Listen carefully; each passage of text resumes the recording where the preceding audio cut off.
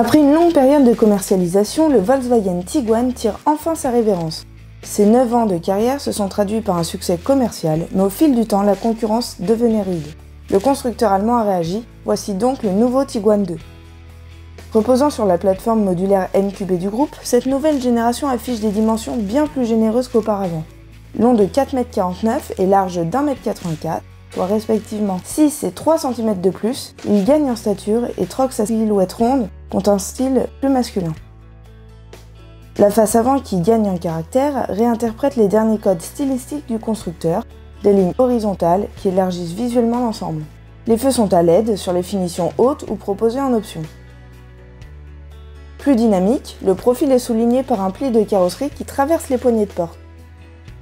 Vu de derrière, le Tiguan apparaît tout aussi imposant. Les feux LED tridimensionnels sont présents dès le premier niveau de finition.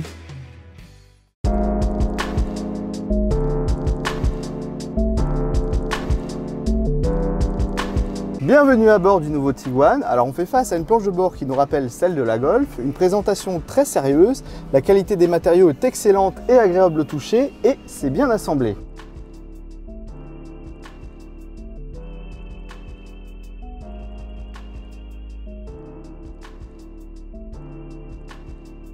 L'ergonomie générale ne souffre pas non plus la critique, on accède rapidement aux différentes commandes qui sont très accessibles. Pour la partie multimédia, on dispose d'un écran tactile avec des touches de part et d'autre qui permettent d'accéder directement au menu. Et pour le côté pratique, il suffit d'effleurer son doigt sur la barre du bas pour accéder au sous-menu.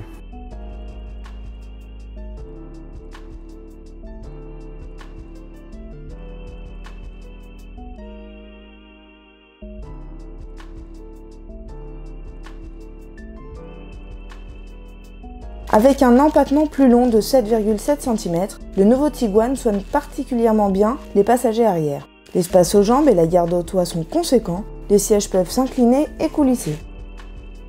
Les dossiers des sièges avant sont munis de tablettes type aviation, réglables sur plusieurs positions. Que ce soit à l'avant comme à l'arrière, les rangements ne sont pas non plus oubliés.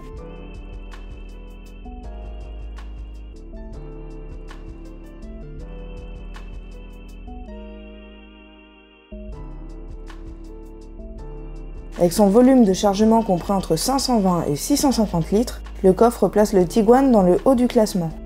La banquette se replie très simplement, formant un plancher quasiment plat. Pour les objets longs, le siège passager peut également se rabattre. Cette nouvelle génération se remet à jour en faisant le plein côté équipement, voyons ça tout de suite. La liste d'équipements proposés, dont la plupart sont en option ou regroupés dans des packs, est particulièrement longue.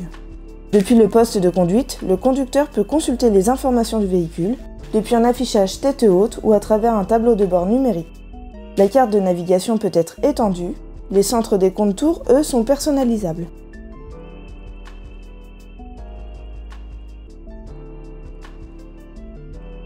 Pour la sécurité, le SUV allemand peut recevoir un détecteur d'angle mort, la lecture des panneaux, l'aide au maintien dans la file, un régulateur adaptatif avec fonction autonome dans les embouteillages, ainsi qu'une caméra à 360 degrés et un parc assist.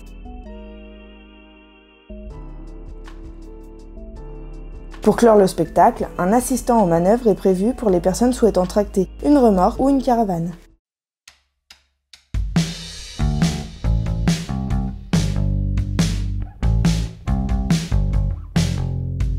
La gamme compte pas moins de 6 motorisations, 3 essences de 125, 150 et 180 chevaux, et 3 diesels développant 115, 150 et 190 chevaux. La plupart peuvent être accouplés à la boîte à double embrayage DSG à 7 rapports, mais aussi la transmission intégrale pour les plus puissants, comme sur notre modèle. Alors ce TDI 190 qui est obligatoirement combiné à la transmission intégrale et à la boîte à double embrayage délivre un couple de 400 Nm sur une large plage d'utilisation, ce qui garantit d'excellentes performances. On a des bonnes reprises, des accélérations très linéaires et cette boîte à 7 rapports est douce et réactive.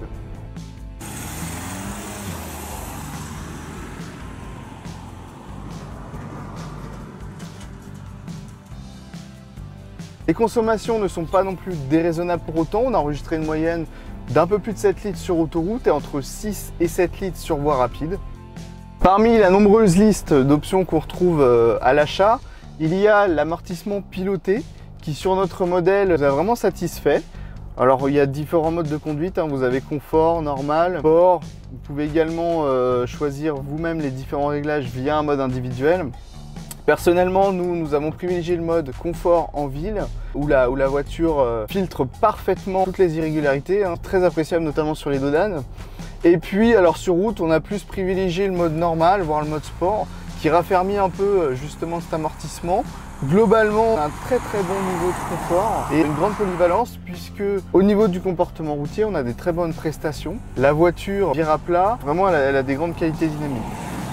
Au final, ce nouveau Tiguan se révèle être un très bon élève dans sa catégorie, très spacieux, confortable et agréable à conduire. Il réintègre le segment des SUV familiaux avec brio, mais au détriment d'un inconvénient majeur, son prix. Ses tarifs sont plutôt salés, compris entre 25 000 et 47 000 €, le plaçant en haut du tableau. Il faut dire que les nombreuses options et packs n'adoucissent pas non plus l'addition.